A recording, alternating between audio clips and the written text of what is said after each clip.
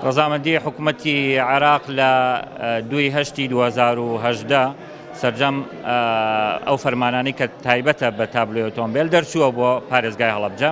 پاشان لە حکوومەتی هەرێمیشە سەرجەم فەرمانەکانی کە پێویستە چ لە ئەنجومەنی وەزیران چ لە وەزارەتی ناوخۆ دوایەوەی کە ڕاستپێراوە فەرمانەکانی دەرچووە. ئێستا حاڵی حاضر نووسراوێک بۆ ئێمە هاتووە بۆ بەڕێوەبەرایەتی هاتوچۆی هەڵەبجە هاتووە کە پێویستە لە تەنیشت بەڕێوەبەرایەتی هاتوچۆی هەڵەبجە شوێنێک دابین بکرێ بۆ ئەو ئامێرەی کە پلێتەکان و کە ڕقەمەکان دروستەکان لە پارێزگای هەڵەبجە.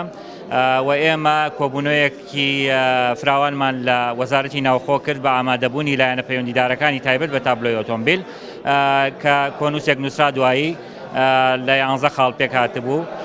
خاڵەکان زۆربەی باز لەوە کات کە پێویستە ئەم داهاتەی بگەڕێتەوە بۆ پارێزگای هەڵەبجە و بە شێوەیەکی مزایدەی شەفاف بکرێ بە ئامادەبوونی سەرجەم لایەنە پەیوەندیدارەکان و ئەو ژمارانەی کە تاوەکو ڕەزامەندی ئەمە دەرئەبڕێ لە وەزارەتی ناوخۆ ئاراستەی ئەنجومەنی وەزیرانەکرێ بۆ چونکە داهات سەرفکردنی داهات لە دەسەڵاتی ئەنجومەنی وەزیرانایە.